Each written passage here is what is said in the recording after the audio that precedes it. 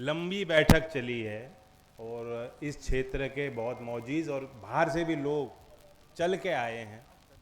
इस कार्यक्रम के चार जो है चांद आपने विशेष कार्यक्रम इसको बनाया, बहुत प्यार से आयोजन हुआ। मैं अपने दल के भी और यहाँ गांव के सभी बुद्धिजीवी क्षेत्र के सभी कार्यकर्ताओं को आभार व्यक्त करता हूँ। मैं धन्यवाद देता हूँ विजेंद्र जी, विजेंद्र पहलवान ही नाम टेक दिया शायद आज बॉक्सर, और हमारे रंजन सोढी जी ने भारत का प्रतिनिधित्व करते हुए वर्ल्ड कप में गोल्ड मेडल जीता डबल ट्रैप शूटिंग में। बहुत सारे खिलाड़ी अब वो आज विकसित करते हैं, खेल से जुड़े हुए हैं और यहाँ चल के आए दोनों खिलाड़ी।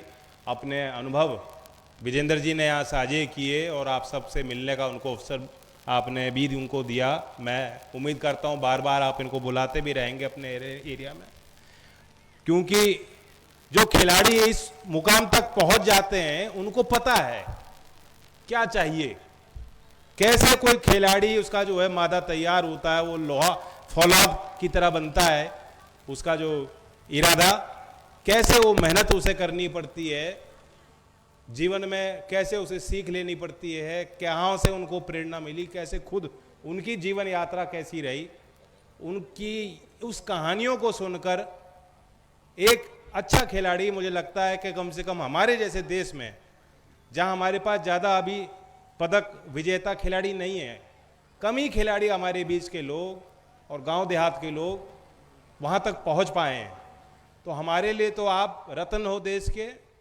और एक अच्छा खिलाड़ी जो आपके कद का जो पहुंचा है हमारे बीच अगर आता है तो मुझे लगता है 10,000 नए खिलाड़ी, अच्छे नौजवान और तैयार होते हैं आपको देखते देखते।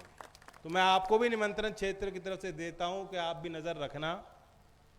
ये बहुत क्रीम आज यहाँ आई है, क्षेत्र की किसानों की धरती है। इसी धरती पे मैं भी चुनावों में आया हूँ, किसानों की बड़ी बड़ी पंचायतें यहाँ हुई और इस संस्था में जहाँ मैंने छोटा सा निवेश किया है उस संस्था का नाम ही किसान आदर्श है। तो किसान की जो भूमिका समाज में है, जो एक आदर्श के तौर पे उसे देखा जाता है, अन्न देवता, अन्न पैदा करने वाला, संघर्ष करने वाला व्यक्ति, खूब मेहनत करने वाला व्यक्ति, देश पे बलिदानी करने वाला, जान को न्यौछावर करने वाला, पसीना और लहू देश के खातिर समाज के निर्माण में देने वाला, ये वो किसान है जिसकी स्मृति में ये संस्था का निर्माण हुआ। 1946 से संस्था संचालित हुई, यानी जब देश आज़ाद नहीं था उस समय यहाँ के महान दानदाताओं ने, गांव के सरल लोगों ने ये सोचा कि मैं, मुझसे नहीं, मेरे परिवार से नहीं, मेरे अपने लोगों की, अगली पीढ़ियों की सामर्थ्य से मेरी पहचान जुड़ी है। और उन्होंने दान दे के एक एक ईंट यहाँ लगाई, बनाई, एक विश्वास जीता। मैं उनको भी नमन करता हूँ। इस क्षेत्र के बड़े हमारे सम्मानित नेता रहे, किसानों की वकालत की, उनमें से बिहारी जी का आज उनकी पुण्यतिथि है। मैं मंच के माध्यम से उनको भी उनका नमन करता हूँ, श्रद्धांजलि अर्पित करता हूँ। शिक्षण संस्थानों को के निर्माण में 10-20 साल भी कम अवधि है। 10 साल 20 साल में भी कोई ट्रैक रिकॉर्ड नहीं पता लगता कि संस्था अच्छी है बुरी है।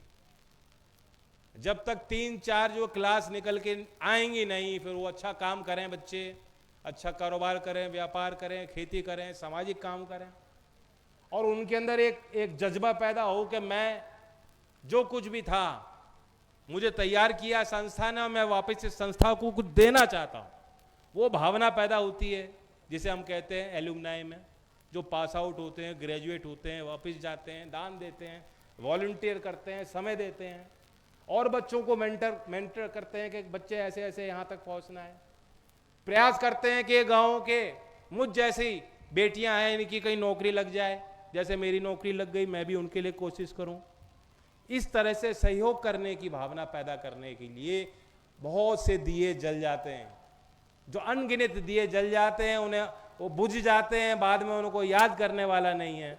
ऐसे जो कार्यकर्ताओं ने इस संस्था को यहाँ तक पहुँचाने में योगदान दिया, आज मैं मंच के माध्यम से उनको भी नमन करता हूँ और आभार व्यक्त करता हूँ। ये जो निधि मैंने दी है, जब चंदन ने बात कही तब मेरा ख्याल गया। चंदन ने शायद बात कही कि अब तक सबसे ज्यादा निधि, मैंने ख्याल नहीं किया था, वाकई सच है।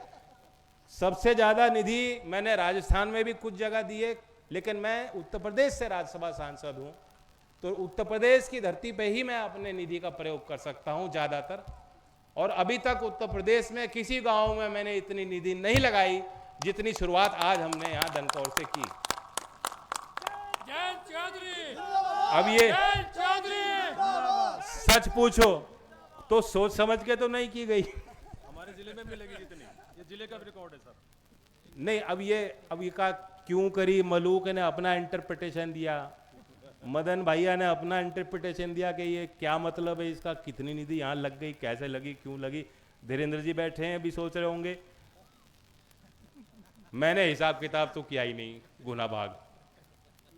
अब ये बताओ, हाँ पीछे से कहा ये तो प्यार है।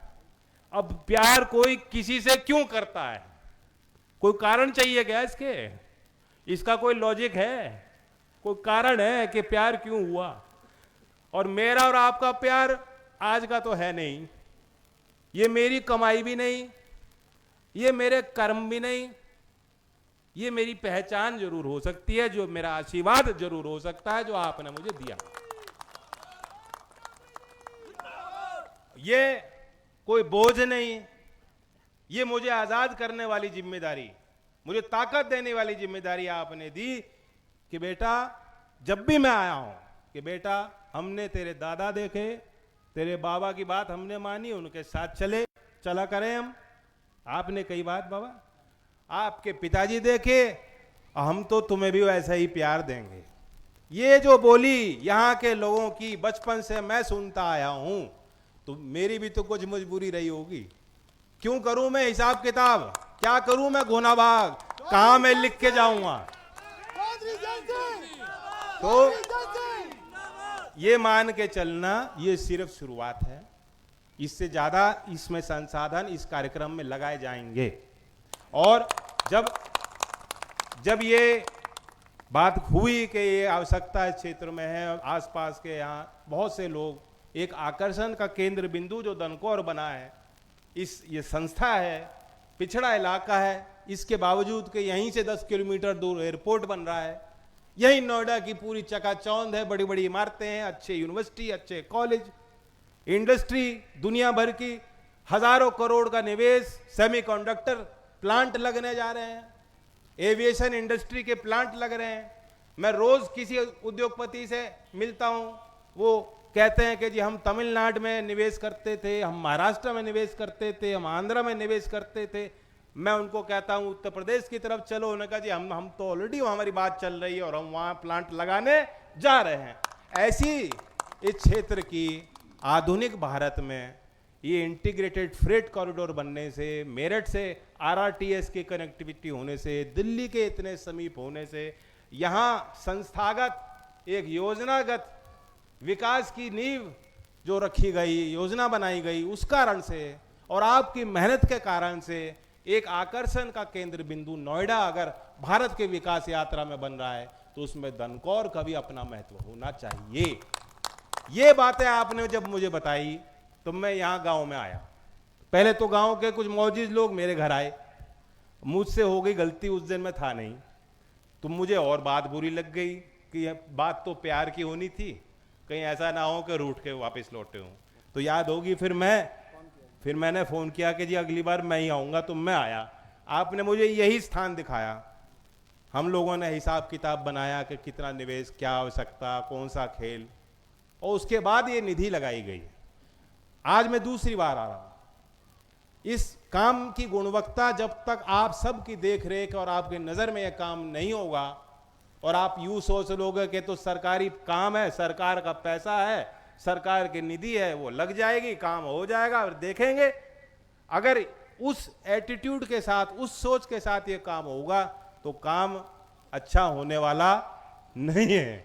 तो मैं उम्मीद करता हूं कि जिस तरह से ये समाज की संपत्ति है, आपकी संपत्ति है, आपकी गाड़ी खून पसीने की कमाई, कोई मेरे जेब से नहीं, कोई उपकार नहीं है, ये तो मेरी जिम्मेदारी है, हमारा प्यार है। और उस प्यार का इजहार मैंने छोटा सा किया है। लेकिन आप इसकी देख रेख जैसे खेत की रखवाली करते हो, जैसे बच्चों को स्कूल भेजते वक्त उनको सिखा के भेजते हो, समाज में खड़ा होते वक्त उनको कहते हो, हिदायत देते हो, अपनी बच्ची को सिखाते हो, सही और गलत की पहचान कराते हो, हाथ पकड़कर उनको समाज में खड़ा करते हो, उसी हिसाब से इस निर्माण की एक एक ईंट पे मैं चाहूंगा कि आप नजर रखें। अगली बार जब मैं आऊंगा तो बिना किसी सूचना के आऊंगा, ताकि मैं भी देख लूं कि जो ठेकेदार ठेकेदारी कर रहा है वो कमाई कर रहा है, गवाही कर रहा है, या एक्चुअली वो कर रहा है जो यहाँ के स्थानीय लोग चाहते हैं। मैं ये भी वादा करता हूं, तब मंच नहीं सजेगा, तब माला नहीं पहनी जाएगी, नारे नहीं लिए जाएंगे, कोई बुलावा नहीं होगा, कोई निमंत्रण नहीं होगा, लेकिन नजर आप सबकी रहेगी। छोटा सा सहयोग मैं भी समय समय पे करता रहूंगा। और मैं ये कहता हूं कि जो खिलाड़ी आज आए, मैं उनको आभार व्यक्त करता हूं। संस्थाएं सिर्फ ईंट से नहीं बनती, ईंट, रोड़ी, सीमेंट, सरिया, ये तो इसका प्रबंधन हो जाता है। संसाधन का पैसा धनकौर के लोग कहेंगे तो देश भर के समाज के लोग आके चंदा भी दे देंगे। मैंने थोड़ा सा निधि लगाई, कोई बात नहीं, अथॉरिटी भी पैसा लगा रही, विधायक जी पैसा लगा रहे हैं, सब लोग पैसा लगा रहे हैं। आप किसी को कहोगे कोई मना नहीं करेगा, लेकिन संस्थाएं उससे नहीं होती।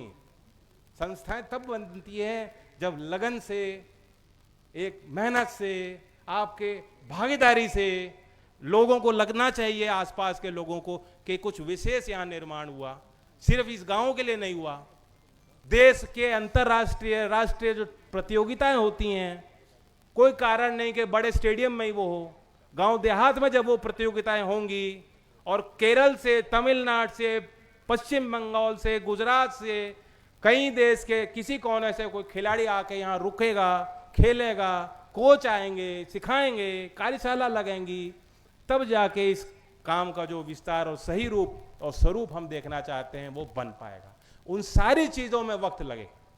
तो मैं आपसे कहने आया हूं, मैं आपसे आह्वान करने आया हूं कि ये सरकार का कार्यक्रम नहीं है, ये एक अभियान है।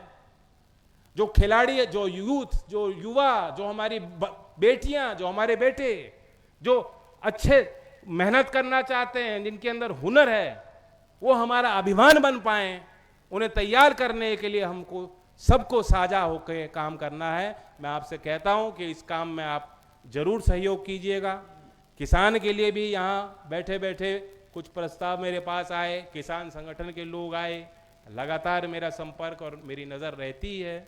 मुझे खुशी इस बात की है कि इस बार, पिछली बार नहीं हो पाया, लेकिन इस बार कुछ टीस, जो किसान के मन की टीस और भावना थी, वो मुख्यमंत्री को भी उस बात का एहसास था। और गन्ने के सत्र शुरू होने के पहले ही जो आपकी जुबान पे और मेरी जुबान पे तो 2 साल से है, जो बात चली थी 400 पार, 400 पार, 400 पार, वो इस बार हमारे मुख्यमंत्री जी ने, राज्य सरकार ने करके किसानों को दिया। वो भी आपकी ताकत है, वो आपकी एकता है। अब इसे अजगर कह लो, मजगर कह लो, आज के कार्यक्रम को जो उपाधि देना चाहो दो। वे समीकरण बनाए जाते हैं राजनीति में, लेकिन मेरा तो एक ही समीकरण है। और मैं एक बात सभी कार्यकर्ताओं को, हमारे गठबंधन के युवा कार्यकर्ताओं को विशेष तौर से कहना चाहता हूं कि जब हम अजगर और मजगर भी कहते हैं तो उसके पीछे भी एक सोच होती है। हम सोचते हैं कि वे एक जाति के लोग भी इकट्ठे हैं, नहीं है और नहीं होंगे। आज जो युवा पैदा हो रहा है वो अपने आप को उस पहचान से जोड़ के, महज के मैं सिर्फ पहले जाति से हूं, फिर मैं हूं, ऐसा कोई नहीं सोचता। पहले सोचते थे लोग, बताओ पगड़ी वाले बैठे हैं, बताओ ठीक बात कह रहा नहीं कह रहा। और चौधरी चरण सिंह तो जीवन पर्यंत उनकी यही कोशिश थी कि ये जो प्रथा है, ये जो कुरीतियां हैं, ये जो सोच है जो हमें उचित विकास से वंचित कर रही है, राष्ट्र की मुख्यधारा में गांव के लोगों को आने से रोकती है, महिलाओं को आने से रोकती है, हमें सोच के खिलाफ हमें लड़ाई लड़नी है। असल लड़ाई तो चौधरी चरण सिंह की इस जातिवाद के खिलाफ थी। तो इसलिए हम कहने को अजगर मजगर कहते हैं, लेकिन जब हम इन बातों का प्रयोग करते तो हम भी उसी चक्रव्यूह में कहीं ना कहीं फंस रहे हैं। आज आपको प्रत्येक व्यक्ति तक पहुंचना होगा, हर एक मतदाता को बताना होगा आपकी विजन क्या है, विचारधारा क्या है विकास के लिए, उसके लिए आप क्या करोगे, तब वो जाके मत करेगा। आज घर में भी 3 लोग हैं तो संभवतः 3 अलग जगह वोट पड़ रही है। अब चुनाव के पहले रात में पंचायत हो गई जी, गांव का फैसला हो गया जी, ऐसे वोट पड़ती है क्या? कहीं नहीं पड़ रही। तो कार्यकर्ताओं को भी इस बात को समझना चाहिए। हमारी शैली में कोई अहंकार नहीं आना चाहिए। मैं खुल के कह रहा हूं, मैं सरकार में हूं तो आपसे हूं और आपके लिए हूं, और जिस दिन मैं आप जैसा आपको नहीं लगूंगा उस दिन मैं इस मंच के लायक नहीं रहूंगा। यही शैली, यही बात हर कार्यकर्ता को सोचनी चाहिए। आप किसी से बेहतर नहीं हो। देश की समस्याओं का समाधान कैसे होगा मैं आपसे बेहतर नहीं जानता हूं। मेरे पास भी वही उपाय हैं, वही सोच है जो आपके पास। मिलके हमें प्रयास करना है। आज के कार्यक्रम में मेरी मंशा नहीं थी इतनी लंबी चौड़ी बात कहूं, लेकिन आज सुबह से मुझे बहुत अच्छा लगा। पूरा दिन हमारा खिलाड़ी के लिए समर्पित। मैं शुरुआत छपरौली में की, लगभग 82 लाख की लागत लगी है, और शायद नोएडा में मैंने वहाँ तो पूछा, मेरठ में वो बता नहीं पाए। क्या नोएडा में कोई, यहाँ कोई नौजवान बता देगा कोई सिंथेटिक ट्रैक दौड़ने के लिए, एथलेटिक सिंथेटिक ट्रैक कोई नोएडा में कहीं है? मैं सोच रहा था शायद कैलाश प्रकाश में बन चुका होगा, पता लगा वहां भी बन रहा है, निर्माणाधीन, वहां भी नहीं है। पश्चिमी उत्तर प्रदेश के किसी जिले में सिंथेटिक रनिंग ट्रैक बच्चों के लिए नहीं है, कहीं नहीं था।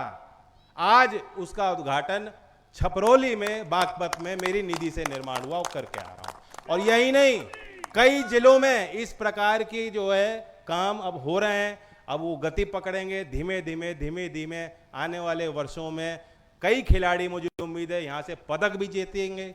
और सिर्फ पदक जीतने की बात नहीं, ये राष्ट्रीय शिक्षा नीति का पहलू है।